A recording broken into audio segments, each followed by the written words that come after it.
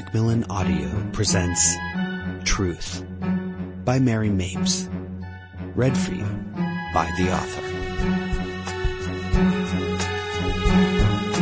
I woke up smiling on September 9th, 2004. My story on George W. Bush's Guard service had run on 60 Minutes the night before, and I felt it had been a solid piece. We'd worked under tremendous pressure because of the short time frame and the explosive content, but we'd made our deadline, and most important, we'd made news. I was confident in my work and marveled once again at the teamwork and devotion of so many people at 60 Minutes. I was also deeply proud of CBS News for having the guts to air a provocative story on a controversial part of the president's past. By the end of the day, all of that would change. By the end of the month, I would be barred from doing my job and under investigation. By the end of the year, my long career at CBS News would essentially be over after a long, excruciating, and very public beating. But on this day, all that was unimaginable. I was just anxious to get into the office and get the reaction to the story. I raced to the hotel room door and pulled the New York Times and USA Today off the floor, curled up on the sofa, and read the front page coverage of our story. Online, I checked the Washington Post and saw that there, too, this was front page material. It deserved to be, for a number of reasons. Dan Rather and I had aired the first ever interview with former Texas Lieutenant Governor Ben Barnes on his role in helping Bush get into the Texas Air National Guard. Getting Barnes to say yes had taken 5 years, and I thought his interview was a home run. Finally, there were on-the-record, honest, straight-ahead answers from a man who intimately knew the ins and outs of the way Texas politics and privilege worked in the state National Guard units during the Vietnam War. Ben Barnes' version of events was crucial to understanding a significant chapter in President Bush's life from 30 years ago, an important key to unlocking the questions many Americans had about the man in the White House.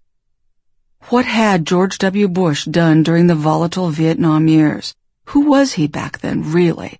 Was he a young man who volunteered to pilot fighter jets off the country's coastline, a brave young flyer ready and willing to risk his life in the skies over Vietnam?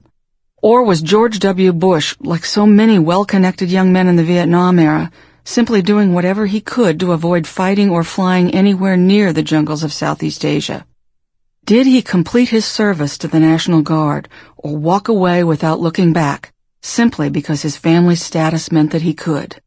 Did he do his duty? Did he tell the truth? Our story on September 8, 2004 also presented never-before-seen documents purportedly written in 1972 by Bush's then-commander, Lieutenant Colonel Jerry B. Killian. Killian had died in 1984, and his important testimony on Bush's service had not been part of all the years of debate that had raged over whether or not the president had fulfilled his Guard duties. These documents appeared to show that Killian had not approved of Bush's departure from the Guard in 1972 to work on a Senate campaign for Republican Winton Blount in Alabama. They showed that Killian had ordered Bush to take a physical that was never completed, and that Killian had been pressured by his higher-ups to write better reports on Bush than were merited by the future president's performance.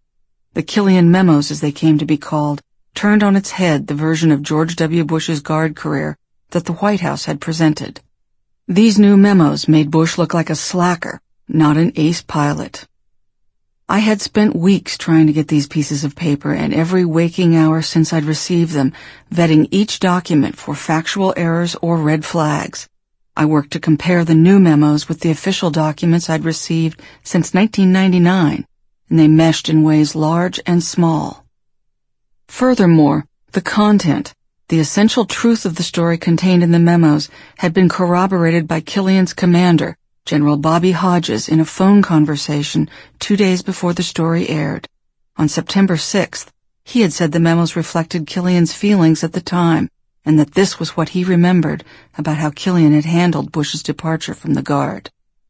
We had a senior document analyst named Marcel Matley fly to New York to look at all the documents we had, the official documents that had been previously released by the White House, as well as the new ones.